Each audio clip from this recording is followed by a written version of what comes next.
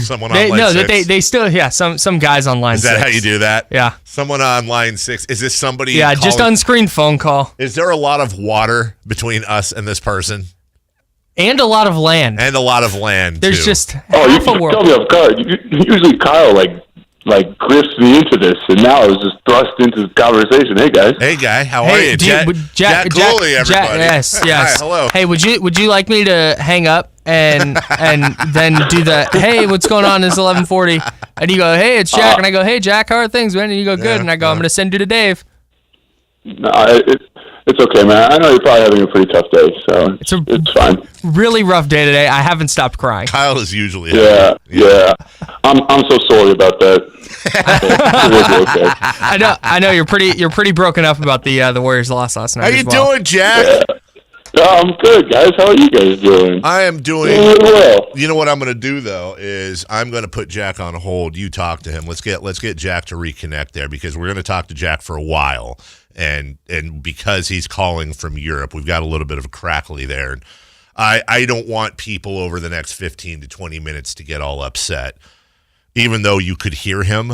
But you know what I'm saying? I hope listeners are saying thank you right now because though we could hear him, it was certainly very snap, crackle, and poppy. So while Jack is reconnecting, I want to tell you about Jim Nance's backyard. Jim Nance has a backyard in Pebble Beach ahead of the U.S. Open next week. That's the golf course? Yeah, the golf course. He has a house on Pebble Beach, and his backyard at the house in Pebble Beach has a replica of the famed number 7 hole on the golf course, which is amazing, and there's video where Phil Mickelson hit a hole-in-one there yesterday. They were just all screwing around. The best part about it, though, and I really hope you watch this video, is A, Jim Nance doing play-by-play and sounding exactly like you'd think Jim Nance would sound doing play-by-play, and B, he has the Masters theme on loop in his backyard. It's fantastic. So basically a bunch of people get together, have some adult beverages, hang out, and take shots at this green. Please go watch the video. There we go. That's much better. Jack is doing awesome by even calling us. But like I said, there's a little snap, crackle, pop in there, and I didn't want people to get mad at me or Jack because of the connection. There you are. So are you, Jack, how are you, I was just going to say, how's your body? And that would sound weird. Huh. The season over there is a little bit difficult. Jack, what are you wearing? It's more different than it is here. How are you holding up, dude? You should probably put him on air. Yeah. Oh, sorry. Go ahead, Jack. I'm doing surprisingly well, actually. I mean, I don't know if you guys have known this, but I think since the last time we talked, my team hasn't lost. Really? So, we've actually won 22 games in a row since that point in time. So when you've done that, you're doing pretty well. I mean, we're in the finals of the playoffs. We've swept both teams in the first and second round. So we're doing really, really well. I didn't want to say anything. You brought it up. I did. Yeah. But I think there's a connection between you coming on with us and then winning 22 games in a row. There has to be. I completely. That's why before the finals, I needed a little re-up on the good luck. So that's why I had to call back in to make sure everything was Copa for the finals. So you don't actually miss us or enjoy coming on. You're doing this selfishly. I see. Okay. I respect it. Thank you for coming clean. I mean, I didn't say it. Jack, would you, because Adam Silver has talked a little bit about this, about the NBA looking at some of the European models, and they have toyed with the idea of mid-season tournaments, et cetera. I'm familiar, in a lot of our audiences, perhaps with like English League Soccer and how you have the FA Cup and Champions League and blah, blah, blah. How does it work over there in your league as far as the regular season and then anything else that's going on?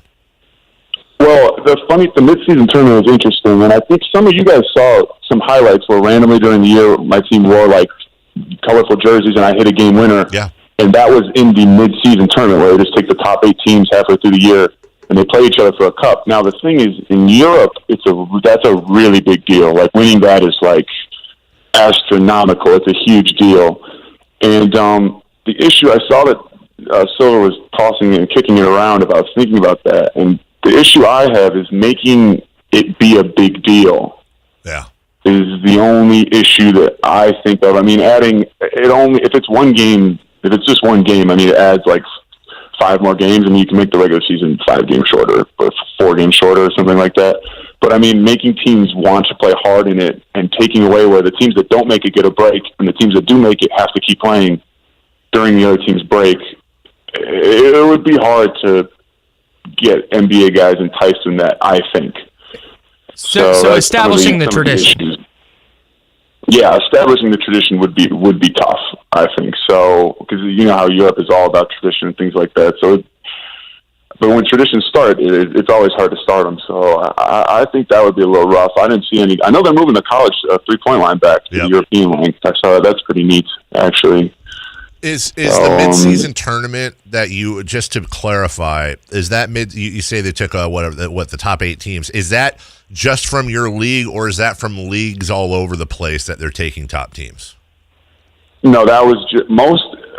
So each country really has their own individual league, with a Spanish league, German league, Italian league, French league, all have their own league, and all of those leagues have their own midseason tournament with just teams from that country. So it was the top 8 here, and it's always that's the time of the year they always have them around the same time, and that's the time of the year all the NBA scouts come to Europe and watch all these different games, and because you're watching all the top teams in the same general amount of time, same time frame, and so it's the same from each league. Jack Cooley joining us from overseas. That's interesting too. I'm thinking about it while you're talking, Jack. I'm trying to think, like, how the hell would you get NBA? Can you imagine Greg Popovich in the middle of a stretch run caring about starting players and having them play heavy minutes in a midseason tournament that not all of his rival teams are playing in, when he could rest somebody, maybe somebody's fighting a nagging injury?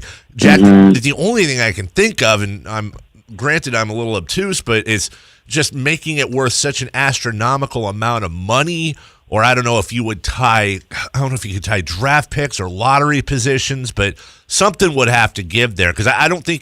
You're the NBA player, but how do you get NBA players to buy in on something like that? Now that is actually a little tidbit I thought was interesting, where maybe if you win this tournament or do well in it, you get a couple more ping pong balls. Right. I mean, maybe you get something during the draft, you get a little more help there, because money's going to be tough. I mean, it's going to be tough to make it financially worthwhile.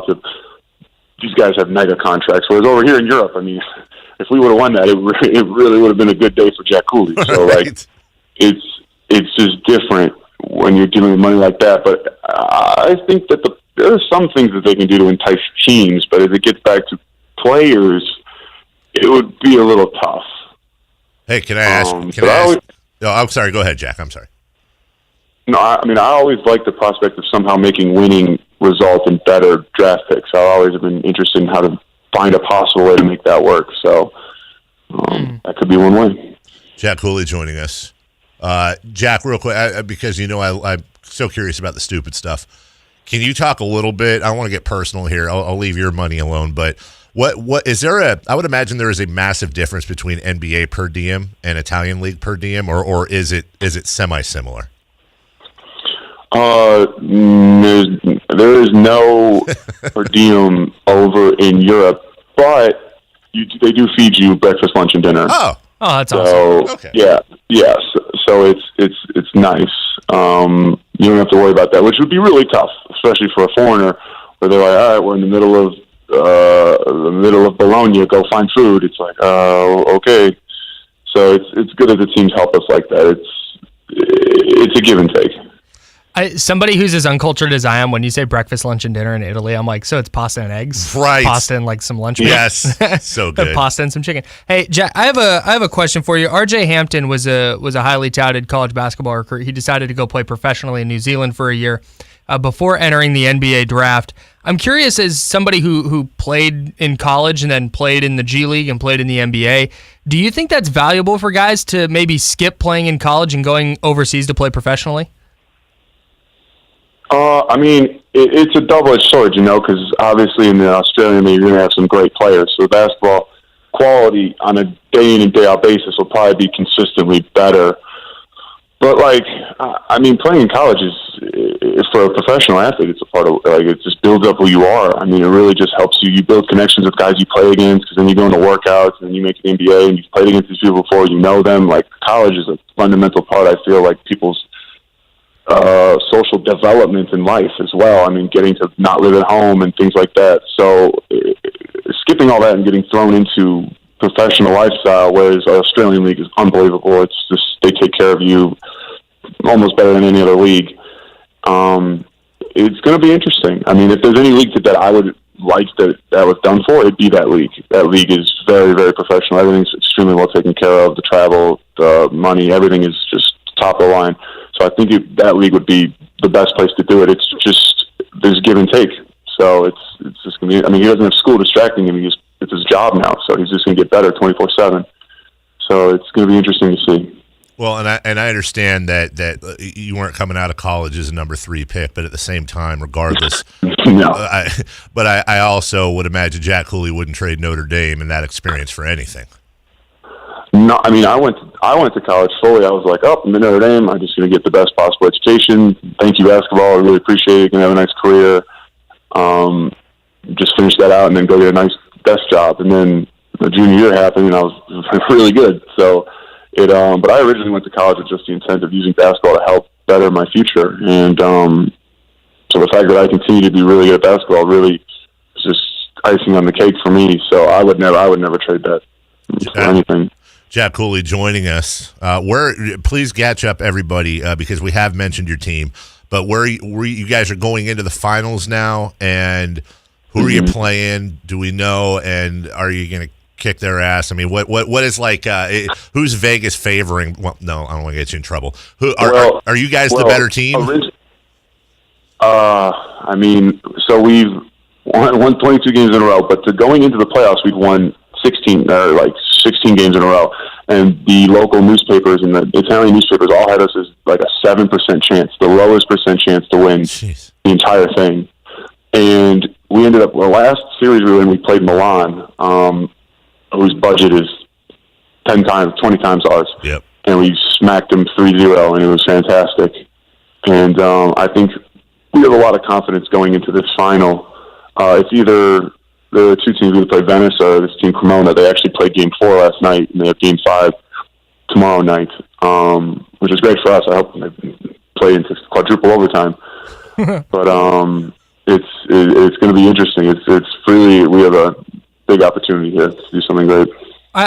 When you have a team that, so you guys are waiting, your opponent is still playing in their series.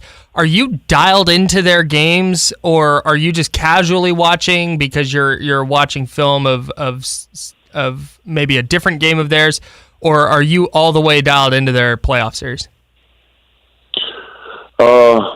Yeah, we've been really I've been really proud of the team about this, and really we've been handling it really professionally. I mean, we all go to dinner at the same place. We watch the games most of the time. Yesterday, we didn't watch yesterday's game because there's a really nice steak restaurant here, and we wanted to treat ourselves a little bit. But most of the games, we go to the same restaurant. We watch the entire thing through, and I'm really impressed by how the team is locked in and handling this appropriately. Dude, Kyle, have you ever looked up the location of where Jack's playing? Italy. It's the one that looks like a boot. Right, but check it out. It's not. I just realized this, man. It's not, because I was going to ask Jack about stuff. I'm talking about Jack while he's on the phone. I was going to ask Jack about stuff to do. Jack, you're not on the boot. You're on the island. Is that Sardinia? Yeah, we're on the island. Wow. It's surrounded by beaches. Yeah, island of endless beaches. Really tough. Yeah, rough place. Dude. Yeah, really. So struggling on here. He's got like France and Italy, the other part of Italy above him, and then what? You've got like Spain, and then what? Tunisia underneath you, and I assume Sicily is somewhere around there. But you're pretty much what, like no further than like 20 minutes from any beach. Yeah, for sure. Yeah. Actually, we're probably going to go a little later today. Actually, probably enjoy some nice, beautiful sun. So it's like 85 outside right now. It's pretty nice. I know that I know that the ultimate goal is getting to and staying in the NBA, and I certainly don't want to have our fun interview show up in some Italian paper when you're in the middle of the playoffs. But I would imagine, regardless of Italian media is dialed in, I heard. Hey, listen, dude, you never know. I've learned you would be utterly shocked at the amount of things that are not okay. Right. So. But honest to God, and not even just being like a team guy, I would imagine going to Italy was like weird and kind of scary, and I'm not going to be in the NBA and blah blah blah. But there have to have been times during this year where you're like, I'm truly living an amazing life out here. Yeah, I mean that's a great point, because I'm always big on being thankful of what I have, as opposed to I really don't like people who try to compare themselves to what others have when you just need to be happy with what you've been given. I mean, I get to play basketball for a living, whether it's in Sacramento or Italy or in any country. I'm extremely blessed. And this situation I'm in is very, very good. It's really a big stepping stone in my career. And I mean, the NBA is always the ultimate goal, but I have to be realistic with myself and try to get as much as I can out of where I am. And I think that I've optimized as much as I can this season, and I'm really happy with how I've done with that. I want to ask you about something we talked about earlier. It was Vince Carter saying he's playing his final year this season. Oh gosh! Well, yeah. That kind of makes my the point we were talking about. We were talking about our favorite one-year Kings, not named Jack Cooley, and Vince's name came up for me. The point I was trying to make, and please feel free to tell me if I'm full of garbage, was that the neat thing about Vince, other than being Vince and other than being basketball royalty, is I feel like the core of this team, plus guys like you even playing over there, like the effect Vince Carter had on the young players like yourself and obviously Harry and De'Aaron will reverberate for years and years and years. Yeah, I mean, even not even touching on all the things he did on the court, which was unbelievable. It's just being around Vince for so long, it just helped kind of just show how you should be the ultimate professional and just how you should act. I mean, Vince handled himself with the utmost class and the utmost poise in all situations, even during the season when his playing time wasn't up as much as it should have been and things were going other ways. He always had the same attitude. He always worked as hard as he could. He always did the same things. And I mean, if the Vince Carter is acting like that, who is Jack Cooley or anybody else to not also have that attitude? Because he's a Hall of Famer. So that's what he's doing. That's definitely what I got to do. So it's so great to have people tell you someone acts like that, but to see him do it, it's just, I mean, he's a heck of a guy, and it's disappointing that that Father Time is finally catching up with him. But I mean, I'm very blessed to play with him. Is there ever a point, because a guy like Vince Carter, when you were in the league, had been around for forever, like you grew up watching Vince Carter, is there ever a point when you're a professional player that running into those guys and interacting with those guys isn't like cool anymore? No, it was always really fun to be like, because literally sometimes it would, like during practice, but there'd be times where Vince's locker was next to mine, and then all of a sudden I'd be like, oh, this is Vince's shoe. Oh, this is Vince Carter's shoe in my locker. Oh, okay, like, wow. This is something. It was like that with him and Zach, really, because I always looked up to how Zach played basketball, and then just Vince Carter. And those two was always just like, what the heck? Like, how did I get into this? Did you get a souvenir? Did you get anything that you kept, or was it too weird from Vince? No, I asked. He signed the purple. He signed a purple Raptors jersey for me. Oh, that's awesome. Oh, that's so cool. That's really cool. And put 2 Jack. Yeah, it was. Did you buy the jersey specifically for that? Yes, that's 100%. I told him too. I go, hey man, if I looked up the price and I'm like, ooh, I'm gonna ask first. And I was like, hey man, if I were to have like a purple throwback Raptors jersey that says Carter on the back, would you sign it for me? And he's like, yeah man, of course. I'm like, oh, okay, cool, because I'm gonna order that now. And yeah, he signed it for me. He's honestly one of the nicest guys ever, and just again, I'm so happy that he had such a great career and I got to play with him. We will be following you along. Good luck, of course. We hope that streak stays alive. And if there's any other votes, by the way, that need to happen, and congratulations on you. Yeah. Go ahead. Thank you guys for all your help with all of you guys retweeted everything. And I mean, one of them, you were up. The other center played on the Croatian national team, so Kings Nation fought really hard, but Croatia won that battle, so it was okay though. I really appreciate everything you guys did, and thank you so much. Hey, dude, we appreciate you. It is currently about 4:54 in where Jack's at, right? 75 degrees. Oh, tough. That's really rough, man. Ugh. Yeah, man, please pray for me, because I'm really just talking it out here. Hey, good luck on those endless beaches in your 75-degree weather. How does that work, by the way? It's 75 today, and it's going to be 96 tomorrow, and then back down to 78. So that's little. Well, I think the weather knows tomorrow we have an off day. So I think it just happened to unfortunately line up like that. It's 96 tomorrow. So it's going to be it's going to be nice.